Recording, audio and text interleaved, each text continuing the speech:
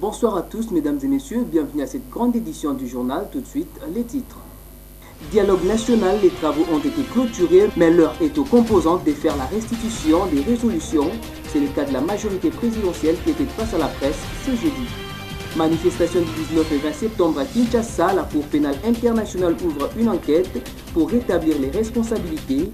L'équipe de la CPI à Kinshasa a rencontré une majorité tout comme opposition. Aux États-Unis d'Amérique, à quelques jours de la présidentielle, Hillary Clinton toujours en tête dans les sondages. Lors du troisième et dernier débat télévisé, la candidate démocrate est sortie vainqueur selon les sondages. Les travaux du dialogue national ont pris fin depuis le mardi dernier. Les dates sont fixées et actuellement, tous les regards sont fixés vers la Commission électorale nationale indépendante qui est censée organiser les élections dans un délai raisonnable. Des précisions avec Déborah Ngwala. Fini le dialogue national inclusif, l'accord complet est là. Cependant, le plus important reste à œuvrer pour la réalisation effective de toutes les résolutions dans un esprit constructif et d'ouverture. Cet accord signé par tous les délégués ayant participé à ces forums nationaux a fixé quelques repères, notamment sur les dates. L'enrôlement des électeurs, le chemin critique sur la CENI qui a proposé. Jusqu'au 31, on n'a rien touché. Au 31 juillet 2017, on n'a rien touché, on a laissé intact ce que la CENI nous a proposé. Après le 31, la CENI n'aura besoin que de la loi portant répartition de sièges. Il faut faire confiance à la CENI. Elle a expliqué tous les problèmes techniques, tous les problèmes financiers, tous les problèmes logistiques. Et puis finalement, lorsqu'on a décidé sur les séquences, la CENI a refait son travail.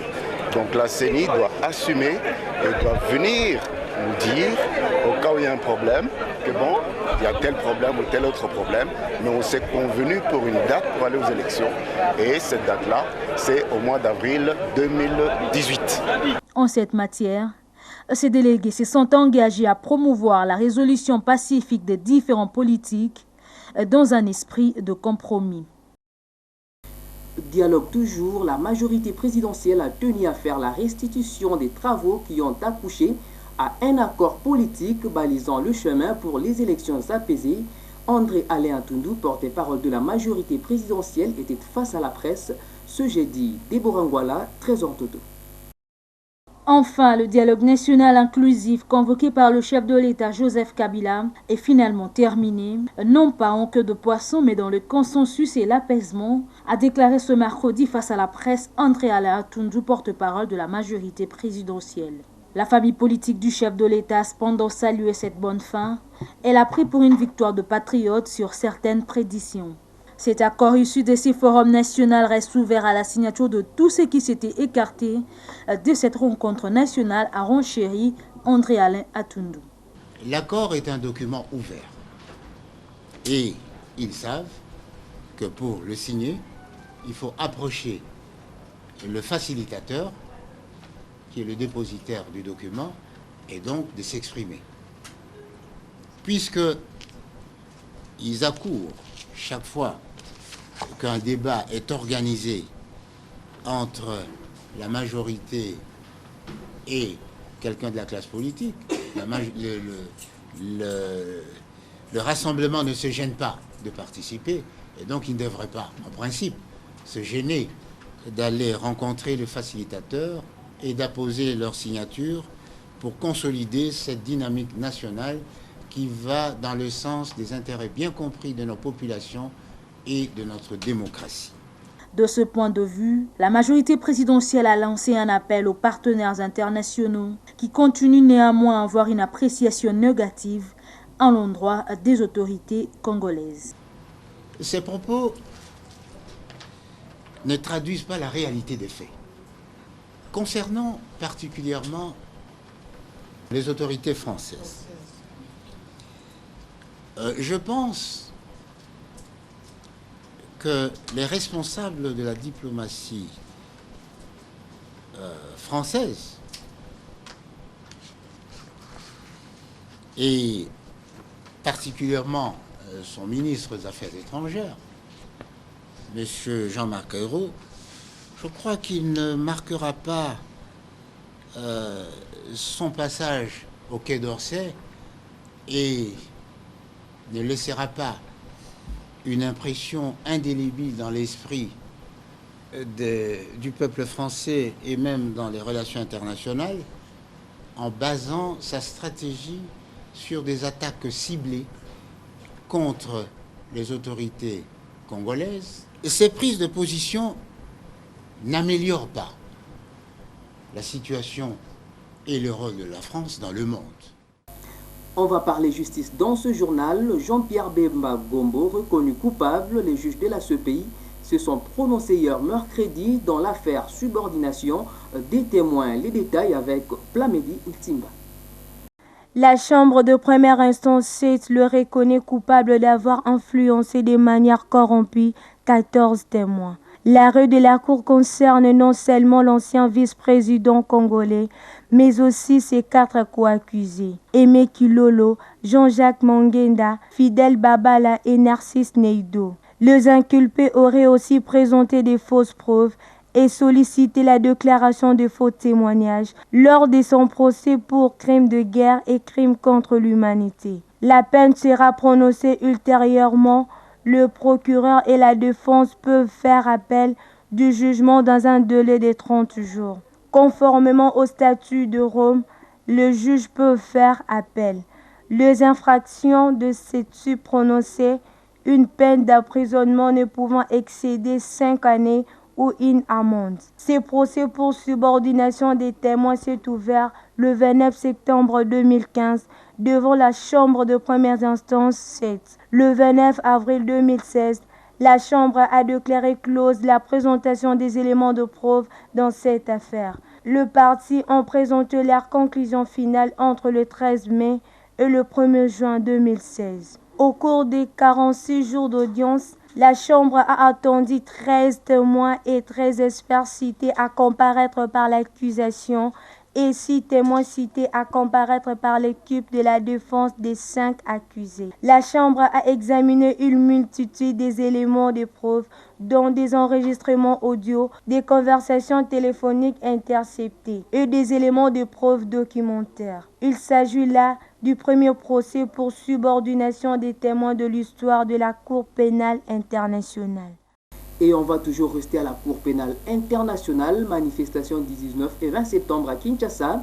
La CPI a dépêché une équipe à Kinshasa pour des enquêtes et cette équipe a échangé ce jeudi au centre CEPAS dans la commune de La Gombe avec les délégués de la majorité présidentielle, de l'opposition tout comme de la société civile. Les détails avec Christelle Massala. Mise en garde de la Cour pénale internationale sur deux politiciens congolais. Une échange très fructueuse entre le décan de politiciens, de dialogueurs et de conclavistes en guise de troubles perpétrés le 19 et 20 septembre 2016 dans certaines provinces de la République démocratique du Congo. Cette situation a ramené la CPI à interpeller les politiciens sur le sang des Congolais versé lors de ces événements selon le statut de Rome. Les enquêteurs de la CPI sont venus comme enquêteurs pour nous écouter. Ils ont dit qu'ils sont venus pour nous écouter. Là, aujourd'hui, c'était le tour du rassemblement. Ils ont déjà vu aussi d'autres personnes, la majorité, ceux qui étaient au dialogue et nous qui n'étions pas là. Ils sont venus nous écouter, leur expliquer ce qui s'est passé réellement les 19 et le 20. C'est après tout ça qu'ils vont ramener. Ils sont venus de la part de Mme Bensouda. Et à leur retour, ils vont essayer de voir à qui serait la faute. Parce qu'ils ont dit, toute personne qui a participé de près ou de loin en matériel, en tout ce qui, vous savez, pour que les gens meurent le 19 et 20 septembre, ces gens-là seront arrêtés. Et on les laisse faire leur travail comme on sait que de notre côté, les opposants, le rassemblement, cette marche qu'on nous avait, on n'avait pas demandé la permission, mais on avait informé. Et là, la marche était accordée. Donc on était parti comme normal. On savait que c'était pacifique, mais en échange, je sais que nous avons vu ce jour-là, c'était pas pacifique. Hein. On a vu des militaires, des policiers habillés, des militaires habillés en policiers, des grands camions d'eau chaude, des bombes lacrymogènes qu'on nous balançait dessus, des armes réelles qui ont tué des gens. La bataille doit commencer à l'interne. Nous devons épuiser toutes les voies des recours internes et montrer qu'il y a déni de justice avant qu'on regarde ailleurs. Le bureau du procureur de la CPI mène des examens préliminaires, des enquêtes et poursuit à propos de crimes de génocide, crimes contre l'humanité, crimes de guerre en toute indépendance et en toute impartialité. Tout juste après cette mise en garde, la même commission a eu un face-à-face avec la presse congolaise, question d'éclairer l'opinion publique sur les enquêtes que la CPI est en train de mener au sujet des événements du 19 et 20 septembre à Kinshasa. Retrouvons une fois de plus Christelle Massala. Le bureau de la Cour pénale internationale a échangé avec la presse jeudi, au cours de laquelle il a rendu public la déclaration du procureur Fatou Bensouda qui réitère in situ son appel à tout le parti potentiel impliqué dans les actes du 19 et 20 septembre dernier. Au nom de Mme Fatou Bensouda, dont nous étions tenus encore une fois de réitérer son appel. Nous avons fait comprendre à tous les acteurs impliqués potentiellement dans le processus politique, à tous les acteurs, quelle que soit leur qualité officielle au niveau gouvernemental, les partis politiques, quelle que soit leur affiliation, nous avons donné le message et réitéré le message de Madame le procureur, premièrement d'appel à la retenue et deuxièmement la nécessité des enquêtes et des poursuites indépendantes et impartiales par rapport aux événements qui se sont déroulés les 19 et 20 septembre en République démocratique du Congo, notamment à Kinshasa. Lors du jeu de questions-réponses, le représentant de Mme Fatou Bensouda a approuvé qu'une enquête a été mise en place pour que le responsable de ces crimes réponde conformément au statut de Rome. À la primature, le Premier ministre congolais Augustin Matata Ponyo a présidé mercredi tard dans la soirée la réunion de la Troïka stratégique, une réunion au cours de laquelle il a été passé en revue l'économie sur le plan interne que sur le plan externe. Le compte rendu de cette réunion avec Bati Lukwebo, ministre de l'économie nationale. Nous avons abordé les questions économiques. D'abord, sur le plan international, l'étude qui a été faite récemment par le Fonds monétaire international a démontré que l'Afrique subsaharienne va descendre jusqu'à 1,5% du taux de croissance, contrairement aux années antérieures où ce taux se situait en moyenne à 3,5%. Ceci démontre que la morosité de l'économie mondiale n'épargne aucun coin de l'univers. Pour ce qui est de notre propre économie nationale, comme nous l'avions dit, les derniers calculs ont fixé notre taux de croissance à 4,3%. Nous allons voir d'ici la fin de l'année à quel niveau nous allons nous situer, parce que comme tout le monde le sait, nous connaissons une contraction de l'activité économique inhérente justement aux chocs extérieurs, mais également à certaines causes internes, notamment l'insuffisance de l'énergie électrique. S'agissant de la paye des agents et fonctionnaires de l'État a été lancée et donc dans les jours, si pas les heures qui suivent, la paye va déjà commencer dans les centres, les grands centres, et elle va se poursuivre dans les coins les plus reculés comme d'habitude. Hier, mercredi 19 octobre, le Rassemblement des forces acquises au changement avait projeté une journée ville morte. Cette décision n'a pas laissé indifférents certains acteurs politiques qui ont condamné avec la dernière énergie cette façon de prendre les Congolais en otage. Je vous propose de suivre Jean-Jacques Bemba, cadre de la majorité présidentielle. Nous qui dirigeons le pays, nous n'avons aucun intérêt à donner un seul jour là où nous avons besoin d'argent. un seul jour de libre, un seul jour de sans travail.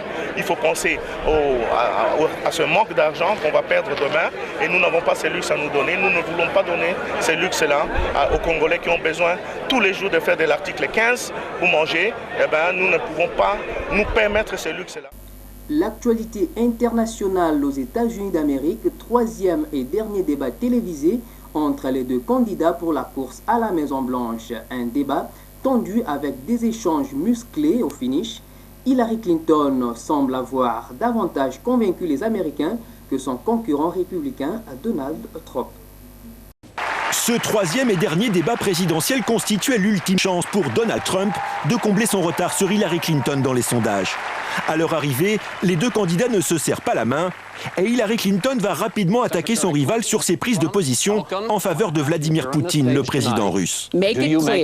Dites clairement que vous n'aurez pas l'aide de Poutine dans cette élection, que vous rejetez l'espionnage russe contre les Américains. Poutine, de ce que je sais, n'a aucun respect pour cette personne. C'est qu'il préfère avoir une marionnette comme président des États-Unis. Pas une marionnette, c'est vous la marionnette. Donald Trump tente de rendre coup pour coup et laisse entendre que l'équipe d'Hillary Clinton a orchestré les accusations d'agression sexuelle lancées contre lui par plusieurs femmes. Tout cela est de la fiction probablement orchestrée par elle et sa campagne sordide. Il ne s'excuse jamais, il ne dit jamais qu'il est désolé pour quoi que ce soit.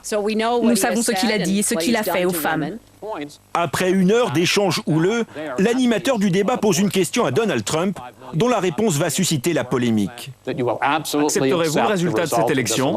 Je verrai à ce moment-là. Je vous laisse dans le suspense. Chris, laissez-moi répondre, c'est horrifiant. Vous savez, à chaque fois que Donald Trump pense que les choses ne vont pas dans son sens, il affirme que tout est truqué contre lui. Selon un sondage, une majorité de téléspectateurs ont une nouvelle fois jugé Hillary Clinton plus convaincante pour ce troisième débat. La candidate démocrate caracole toujours en tête des enquêtes d'opinion pour l'élection, avec 46% des intentions de vote contre 39% à Donald Trump. La Syrie était au cœur des entretiens à Berlin entre les dirigeants européens, des discussions très musclées. Les présidents français et la chancelière allemande n'excluent pas de prendre des sanctions contre Moscou, tout comme l'Union européenne qui envisage des sanctions également contre le soutien au régime syrien. Des précisions avec nos confrères de TV5 Monde. Sur la Syrie, les discussions ont été musclées. La France et l'Allemagne n'ont pas exclu de prendre des sanctions contre la Russie, qui bombarde sans relâche l'est d'Alep aux côtés de l'aviation syrienne depuis près d'un mois. L'Allemagne a été très claire. Nous nous basons sur le droit international et nous avons relevé des crimes de guerre. Les bombardements en Syrie sont inhumains et cruels pour la population. Je ne pense pas qu'il soit possible de distinguer des terroristes parmi des civils pacifistes alors que les assauts sont continus. Aucun processus politique n'est possible dans ce cadre. Vladimir Poutine a un autre point de vue. Le président russe s'est dit prêt à prolonger la trêve humanitaire, mais en fonction de la situation de terrain. Et lui plaide pour des négociations sur l'avenir politique de son allié syrien. La Russie propose d'intensifier le travail sur l'écriture et l'adoption d'une nouvelle constitution qui servira de base à l'organisation d'élections futures et qui permettra à toutes les parties au conflit de se mettre d'accord. La situation en Ukraine était aussi au menu de ces discussions. Et sur ce front-là, au dire même d'Angela Merkel, il n'y a eu aucun miracle. Après 5 heures d'échanges, Ukrainiens et Russes ont adopté une feuille de route sur la mise en œuvre des accords de Minsk, dans l'impasse depuis des mois. Toutes les parties se sont mises d'accord sur le retrait des militaires ukrainiens et des séparatistes pro-russes, dans 4 nouvelles zones touchées par les combats dans la région du Donbass. Nous avons défendu une feuille de route sur cette question. C'est un signe encourageant que les discussions continuent.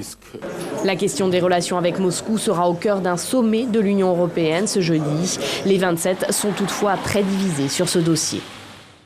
Au moins 8 morts ensevelis par des glissements, au moins 90 000 personnes déplacées avec des vents soufflant à plus de 220 km/h.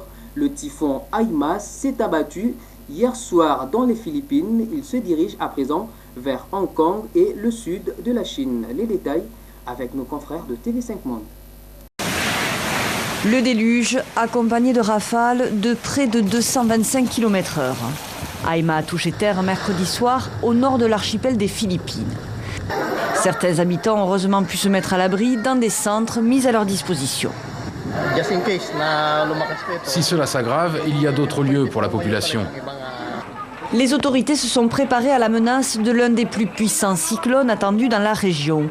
Elles avaient ordonné l'évacuation de plusieurs zones, notamment au nord de Luzon, la plus grande île de l'archipel. Des dizaines de milliers de personnes forcées à quitter leur maison. Aima a emporté sur son passage arbres et habitations et causé aussi des glissements de terrain. Le typhon a ensuite perdu de sa puissance après son passage dans les régions montagneuses du nord de l'île. Aujourd'hui, il poursuit sa route vers le sud de la Chine. Mercredi, les rues de Hong Kong étaient inondées suite à plusieurs jours de précipitations, mais aussi au passage quelques jours avant d'un autre typhon. La page sportive de ce journal, ça y est, la République démocratique du Congo connaît désormais ses adversaires pour la phase des poules de la Coupe d'Afrique des Nations Gabon 2017. Le tirage au sort a eu lieu hier mercredi à Libreville. Des précisions dans ce commentaire. La prochaine équipe est celle qui complète le groupe C.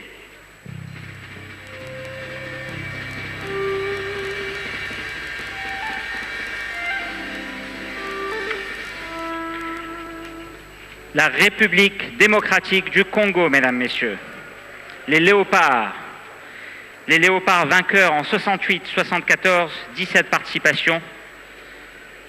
Ils ont battu la Centrafrique, Madagascar et l'Angola durant les phases éliminatoires avec 15 points au compteur. Comme pour dire que le groupe leur convient bien. Un groupe très relevé mais abordable. Les hommes de Florent Ibenge seront aux côtés de la Côte d'Ivoire tête de série, le Maroc et le Togo. Ça sera un groupe de retrouvailles entre non seulement des nations, mais aussi entre les entraîneurs. Florent Ibenge va retrouver Claude Leroy qu'il a battu en quart de finale de la dernière édition de la Coupe d'Afrique des Nations, alors sélectionneur du Congo-Brazzaville. Le même Florent Ibenge va retrouver Hervé Renard, alors sélectionneur de la Côte d'Ivoire, l'avait éliminé en demi-finale de la même compétition. Hervé Renard, lui, va retrouver la Côte d'Ivoire avec laquelle ils ont remporté la Coupe d'Afrique des Nations 2015. Mais avant cette rencontre, Côte d'Ivoire et Maroc vont se retrouver au mois de novembre dans les cadres des éliminatoires de la Coupe du Monde Russie 2018. Et enfin, Hervé Renard va retrouver son mentor Claude Leroy, aujourd'hui sélectionneur des éperviers du Togo. La République démocratique du Congo entre en lice le 16 janvier 2017 et sera aux prises au Maroc avant d'affronter la Côte d'Ivoire en deuxième journée le 20 janvier. Et le Togo sera le dernier adversaire des Congolais pour la phase des poules, ça sera le 24 janvier 2017. Les deux premiers matchs, les hommes de Florent Ibenge le joueront à Oyem, tandis que le dernier contre les hommes de Claude Leroy va se jouer à Port-Gentil. Dans les autres groupes, on retrouve dans le groupe A, le Gabon pays organisateur, le Burkina Faso, le Cameroun, la Guinée-Bissau. Le groupe B est composé de l'Algérie, la Tunisie, le Sénégal et le Zimbabwe. Le dernier et groupe D sera composé du Ghana, du Mali, de l'Égypte et de l'Ouganda.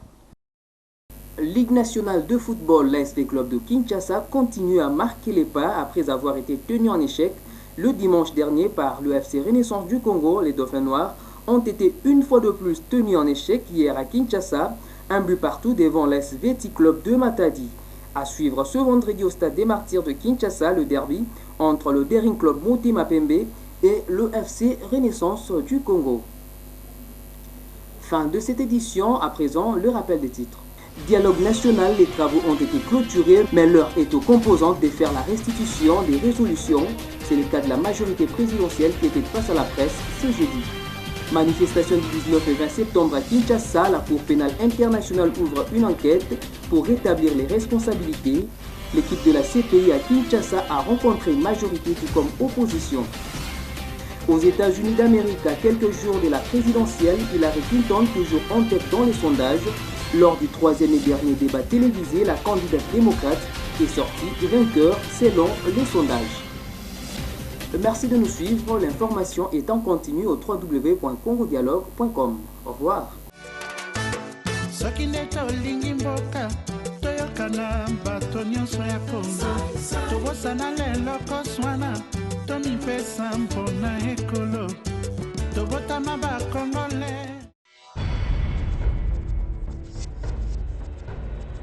Nous sommes dans Wapicom. C'est la première chaîne scientifique maintenant de la République démocratique du Congo. C'est confirmé par l'homme le plus intelligent du pays, Eddy Malou, qui veut faire boostifier les sciences dans toutes les têtes des Congolais. On peut décontinuationnaliser la chaîne à l'arche idéale.